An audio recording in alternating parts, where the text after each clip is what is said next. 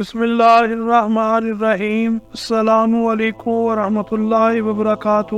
دعا گو ہوں کہ اللہ پاک تمام امت مسلمہ کو اپنی حفظ و امان میں رکھے اور تمام کے لیے آسانیاں پیدا فرمائے، آمین ثم آمین۔ سیرت النبی صلی اللہ علیہ وآلہ وسلم کے سلسلہ میں بعنوان قریش کا تجارتی قافلہ کے ساتھ آپ کی خدمت میں حاضر ہیں۔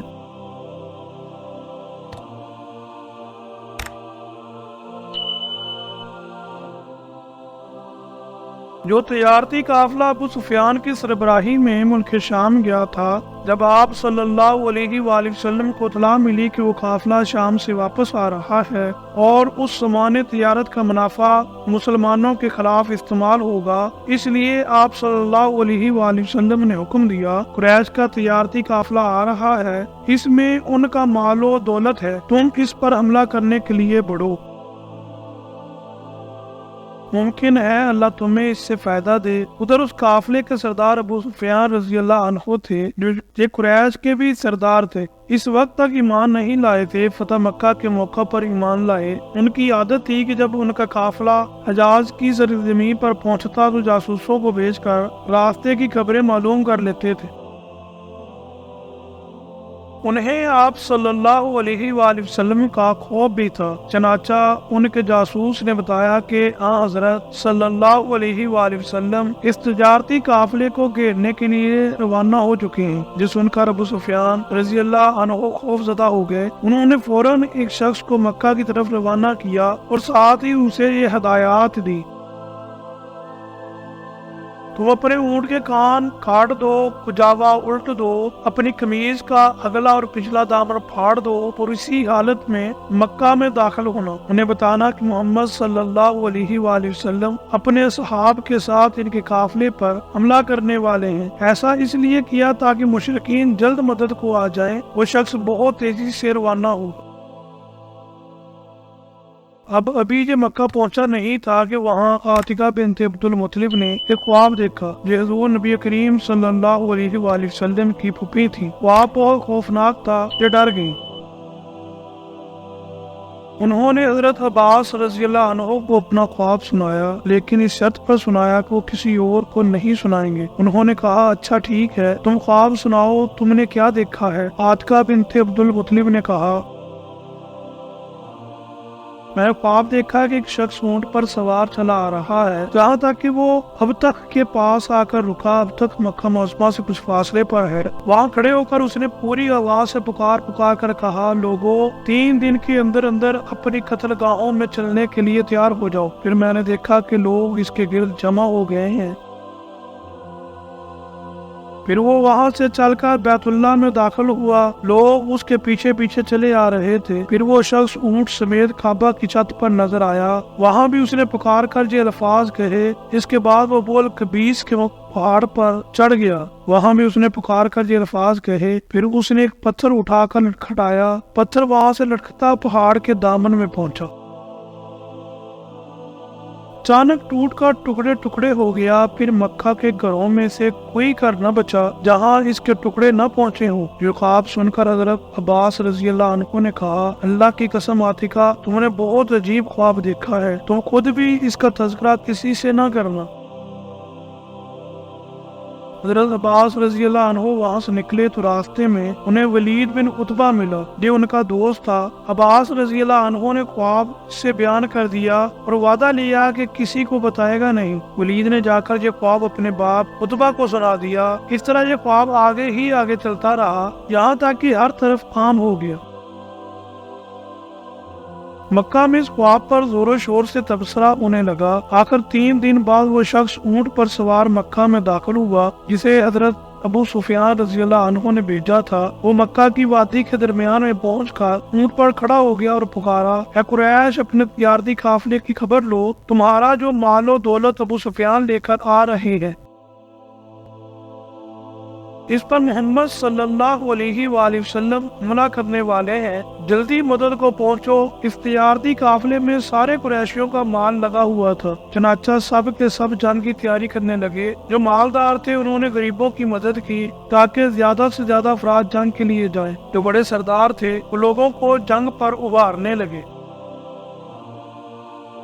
ایک سردار سہیل بن عمرو نے اپنی تقریر میں کہا ہے قریشیوں کیا یہ بات تم برداشت کر لو گے کہ محمد صلی اللہ علیہ وآلہ وسلم اور ان کے بے دین ساتھی تمہارے مال اور دولت پر قبضہ کر لیں، لہذا جنگ کے لیے نکلو، جس کے پاس مال کم ہو اس کے لیے میرا مال حاضر ہے۔ اس طرح سب سردار تیار ہوئے، لیکن ابو لہب نے کوئی تیاری نہ کی۔ وہ عاتقہ کے خواب کی وجہ سے خوف زدہ ہو گیا تھا۔ وہ کہتا تھا عاتقہ کا خواب بالکل سچا ہے اور اسی طرح ظاہر ہوگا۔ ابو لہب خود نہیں گیا، لیکن اس نے اپنی جگہ عاص بن ہشام کو 4000 درہم دے کر جنگ کے لیے تیار کیا، یعنی وہ اس کی طرف سے چلا جائے۔ ادھر خوب تیاریاں ہو رہی تھی، ادھر آن حضرت صلی اللہ علیہ وآلہ وسلم مدینہ منورہ سے روانہ ہوئے۔ مدینہ سے باہر بیرائے اتوا نامک کنویں کے پاس لشکر کو پڑاؤ کا حکم فرمایا۔ آپ صلی اللہ علیہ وآلہ وسلم نے صحابہ کرام رضی اللہ عنہم کو اس کنویں سے پانی پینے کا حکم دیا اور خود بھی پیا۔ آپ صلی اللہ علیہ وآلہ وسلم نے سب کا معائنہ بھی فرمایا، جو کم عمر تھے انہیں واپس فرما دیا۔ واپس کیے جانے والوں میں حضرت اسامہ بن زید، رافع بن خدیجہ، برا بن عازب، اسید بن ظہیر، زید بن ارقم اور زید بن ثابت رضی اللہ عنہم شامل تھے۔ جب انہیں واپس چلے جانے کا حکم ہوا تو عمیر بن ابی وقاص رضی اللہ عنہ رونے لگے۔ آخر آپ صلی اللہ علیہ وآلہ وسلم نے انہیں اجازت دے دی، چنانچہ وہ جنگ میں شریک ہوئے۔ وہ اس وقت ان کی عمر 16 سال تھی۔ روح کے مکان پر آپ صلی اللہ علیہ وآلہ وسلم نے لشکر کو گننے کا حکم دیا۔ گننے پر معلوم ہوا مجاہدین کی تعداد 313 ہے۔ آپ صلی اللہ علیہ وآلہ وسلم جو سن کر خوش ہوئے اور فرمایا یہ وہی تعداد ہے جو طالوت کے ساتھیوں کی تھی، جو ان کے ساتھ نہر تک پہنچے تھے۔ طالوت بنی اسرائیل کے ایک نیک مجاہد بادشاہ تھے۔ ان کی قیادت میں 313 مسلمانوں نے جالوت نامی کافر بادشاہ کی فوج کو شکست دی تھی۔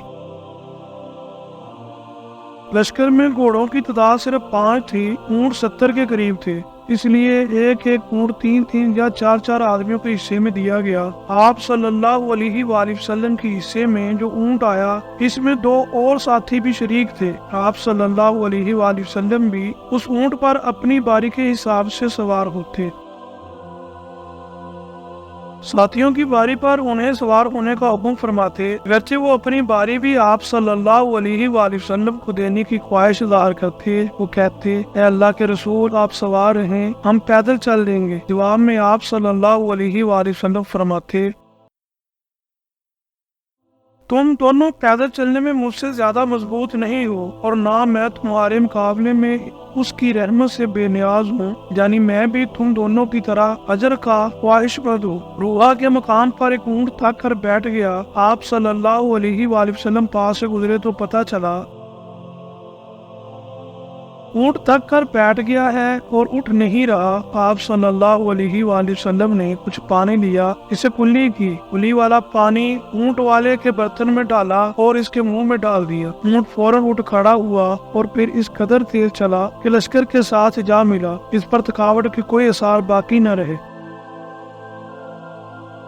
اس غزوے کے موقع پر حضور نبی کریم صلی اللہ علیہ وآلہ وسلم نے حضرت عثمان رضی اللہ عنہ کو مدینہ منورہ ہی میں ٹھہرنے کا حکم فرمایا۔ وجہ اس کی یہ تھی کہ ان کی زوجہ محترمہ اور آپ صلی اللہ علیہ وآلہ وسلم کی بیٹی سیدہ رقیہ رضی اللہ عنہا بیمار تھی۔ آپ صلی اللہ علیہ وآلہ وسلم نے حضرت عثمان رضی اللہ عنہ سے فرمایا تمہیں یہاں ٹھہرنے کا بھی اجر ملے گا اور جہاد کرنے کا بھی اجر ملے گا۔ اس موقع پر آپ صلی اللہ علیہ وآلہ وسلم نے مدینہ منورہ میں حضرت ابو لبابہ رضی اللہ عنہ کو اپنا قائم مقام بنایا۔ طلحہ بن عبید اور سعید بن زید رضی اللہ عنہما کو جاسوسی کی ذمہ داری سونپی تاکہ یہ دونوں لشکر سے آگے جا کر قریش کے تجارتی قافلے کی خبر لائیں۔ نبی کریم صلی اللہ علیہ وآلہ وسلم نے انہیں مدینہ منورہ سے ہی روانہ فرما دیا تھا۔ روح کے مقام سے اسلامی لشکر آگے روانہ ہوا۔ حرکہ زیبیہ کے مقام پر ایک دیہاتی ملا، اس سے دشمن کے بارے میں کچھ معلوم نہ ہو سکا۔ اب لشکر پھر آگے بڑھا۔ مزید اسلامی معلوماتی ویڈیو دیکھنے اور سننے کے لیے ہمارا یوٹیوب چینل ہمارا اسلام انفارمیشن کو سبسکرائب کریں اور گھنٹی کے نشان کو دبائیں۔ شکریہ۔